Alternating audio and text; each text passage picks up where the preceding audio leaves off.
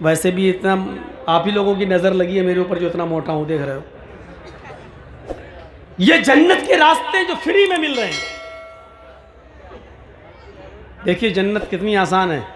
मन क़ाल ला इलाहा इल्लल्लाहु दखलल जन्नह, लीजिए जिसने कहा ला इलाहा इल्लल्लाह वो जन्नत में जाएगा। कितना पैसा खर्च हो रहा है, उड़ते बैठते चलते फिरते ला इलाहा इल्लल्लाह पढ़ने में, हमें क्या लग रहा है जन्नत मिल रही है, बैठे बैठे मिल रही है, लेकिन नहीं चाहिए। अच्छा ला इलाहा इल्लल्लाह कह देने से जन्नत मिल जाएगी, तब तो महात्मा गांधी भी कहता था, अंबेडकर भी कहते थे। इसलिए शर्त लगा दी बुखारी में, मन क़ाल ला इलाहा इल्लल्लाहु सिद्क़न लिल क़ल्बि दखलल जन्नह, जिसने ला इलाहा इल्लल्लाह का सिद्क़ दिल से, दिल की गहराई से, सच्चे दिल से, ला इलाहा इल्लल्लाह का माना क्या, अल्लाह के अलावा कोई माबूद नहीं, जिसने दिल से माना कि अल्लाह के अलावा कोई माबूद नहीं और दिल से इस बात की गवाही दी, और दिल से जो गवाही देगा वो कभी पलटेगा नहीं, हमेशा अल्लाह ही की इबादत करेगा। तौहीद का मामला कोई किराना मर्चेंट की दुकान नहीं है, नेता लोगों की दुकान नहीं है। मुसलमानों के स्टेज पे आए तो टोपी लगा ली, मंदिर में पहुंच गए तो टीका लगा लिया। ये तौहीद है, तौहीद। यहां आपको सिर्फ एक अल्लाह ही के सामने अपना सर झुकाना पड़ेगा। सिद्क़ दिल से जिसने कहा ला इलाहा इल्लल्लाह, अल्लाह के अलावा कोई माबूद नहीं, वो जन्नत में जाएगा। एक हदीस के अंदर अल्लाह के नबी ने फरमाया, मम्माता ला युशरिकु बिल्लाहि शैअन दखलल जन्नह, जो इस हाल में मरा कि वो अल्लाह के साथ किसी को शरीक नहीं करता था, वो जन्नत के अंदर जाएगा। यानी मरते दम तक वो किसी गैर के पास आस्ताने पे नहीं जाता था। मस्जिद में आया तो कहा इय्याका नअबुदु व इय्याका नस्तईन, अल्लाह तेरी ही इबादत करते हैं और तुझसे ही मदद तलब करते हैं। अभी मस्जिद में कहा उसने, घर पे गया तो बीवी बोली 4 साल शादी को हो गए, अभी तक बच्चा नहीं हो रहा, देखो हमारी पड़ोसन फला बाबा के पास गई थी, देखो बच्चा हो गया। चलो मस्जिद में जा जाके थक गए हो, अब एक बार अरे हमारी पड़ोसन जिस बाबा के पास गई थी उसी के पास हम भी चलते हैं। और गया बाबा के पास, बाबा तेरे दर पे आया हूं तो झोला झोली भर के जाऊंगा वरना मर के जाऊंगा।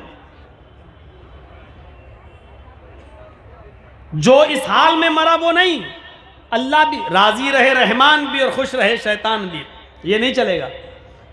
सिर्फ अल्लाह से मदद तलब करते हैं, अल्लाह मैं तेरी ही इबादत करता हूं और तुझसे ही मदद तलब करता हूं, यह है तौहीद।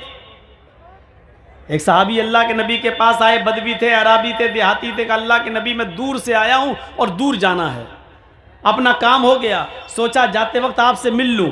अल्लाह के रसूल मुझे सूरज के गुरूब होने से पहले पहले अपने घर पहुंचना है, क्योंकि जंगल में खतरा है, जंगलों से गुजरूंगा, अगर सूरज गुरूब हो गया और सूरज गुरूब होने से पहले अगर मैं घर पे नहीं पहुंचा तो जंगल के खतरनाक जानवरों का डर है कहीं वो हमें फाड़ न दें, चीर न दें, इसलिए मैं जा रहा हूं अपने घर की तरफ, मुझे मुख्तसर नसीहत कर दीजिए, कोई ऐसी चीज़ बता दीजिए जिस पर मैं अमल कर लूँ। अब अल्लाह के रसूल की अक्लमंदी देखिए, आपने सोचा कि आदमी दूर जाएगा, सूरज डूबने से पहले पहले घर पहुँचना है, अब वो मौलाना जर्जीस की तरह 2 ढाई 3 घंटे की तकरीर नहीं कर रहे हैं अल्लाह के रसूल उसके सामने। अरे इतनी दूर से आए तो बैठो बैठो। सबसे ज़्यादा शायर लोग जो होते हैं वो पकाते हैं लोगों को, वो समझते जैसे हम फालतू हैं, ये भी फालतू है। अब वो जाना चाह रहा, बैठो बैठो एक शेर और सुन लो मेरा, अब वो शेर सुना रहा, अब वो तारीफ थोड़ा सा कर दिया, माशाल्लाह शेर बहुत अच्छा, वाह वाह क्या बात, अरे बैठो यार, ऐसे तो हमारे पास 10-15 शेर हैं, और सुना रहा है, अरे सुनो बैठो यार चाय पिला के, 2 चाय देना मलाई मार के, चाय भी पिला रहा है, शेर भी सुना रहा है।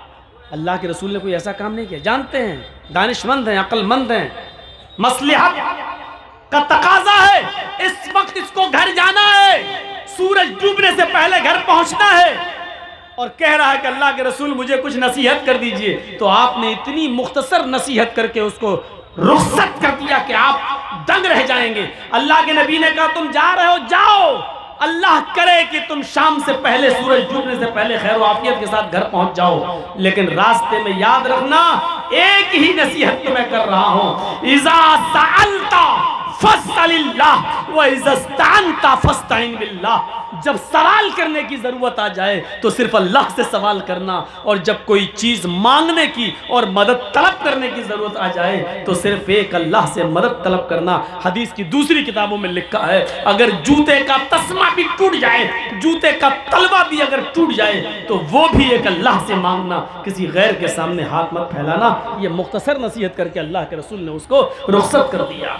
तो मम्माता ला युशरिकु बिल्लाहि शैअन, जो इस हाल में मरा कि वो अल्लाह के साथ किसी को शरीक नहीं करता था, तो वो जन्नत के अंदर जाएगा।